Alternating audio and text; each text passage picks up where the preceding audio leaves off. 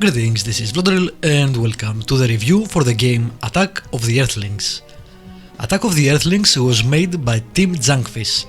It was published by Junkfish Limited, known for Monstrum, which personally I haven't played because, horror games.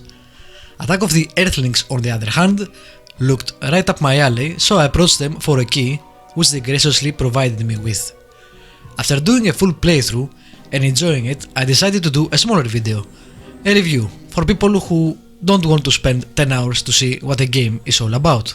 First things first, Attack of the Earthlings is a science fiction strategy game in the veins of XCOM, but from the side of the aliens. Galactoil, a greedy human intergalactic energy corporation, has invaded your home, so it is up to you to teach them the error of their ways.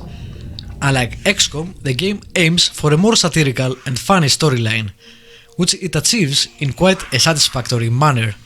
The writing is funny, the voice acting is good, and elevates the kinda over-the-top story with quite a few laughs along the way. Also, unlike XCOM, your goal is not to go toe-to-toe with the various guards the corporation has, but to take them out in a stealthy manner.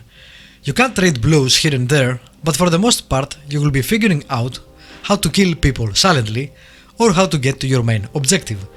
You can kill most people if you like, but it's not a prerequisite. You do get a bonus for being fast and for killing people, and you use the acquired points to level up your units. You receive penalties when you lose a unit.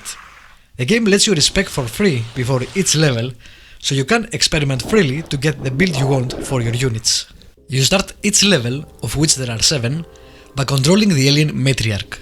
She's your main unit, and unlike other units, the moment she dies, it's game over.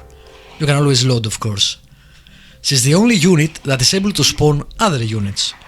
To do so, after killing either a civilian or a guard, your units can eat them, producing biomass. You use that biomass to spawn units, or upgrade them, and sometimes for abilities, like the matriarch's ability to heal. At the beginning of each level, you only have your matriarch, and you build your army from scratch. She also has another unique ability, which is to turn unsuspecting civilians into drones with who you can spy on the enemy. There are 4 different kinds of units apart from the matriarch, which is unique. First is the Grunt. You spawn them first. They are small, can move through vents, and they are cheap to make. Slowly you will unlock more units. All new units will use the Grunt as a base creature, which you then upgrade into the new units. The first upgrade is the Stalker, which is another small unit that can also fit through vents. The Stalker, when fully upgraded, can do double its damage when attacking from behind, set traps that make enemies lose an action, and is a faster unit based on hit and run tactics. Next is the Disruptor, who is a bigger unit, hence won't fit in vents, that can lure the enemy in a location you can select, blind the enemy so he can't see, or create a decoy which can draw the attention and fire of your enemy. Last you have the Goliath, another big unit. The Goliath has armor and he can get extra armor once per turn, when fully upgraded, which lets you shrug off hits.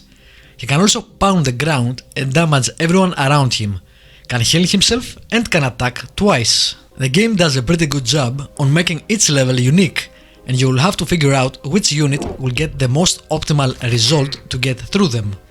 In some, you have to hit enemies from afar, because they explode. Others need some AoE attacks, or for you to move faster through the level because of a time limit. For my playthrough, the levels were pretty well balanced. They were neither too easy or too hard most of the time. It took me about 8 hours to finish the game, and I did not encounter any bugs.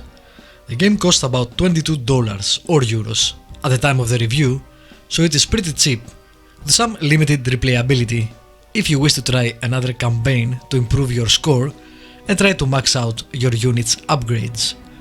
Both graphics and audio were pretty good and fit the general motif well. If you like strategy games, Attack of the Earthlings is certainly worth a look. Thank you for watching this review. If you have any suggestions on the structure of the review, things you would like to see more in a review or things you would like to see less, please let me know down below in the comments.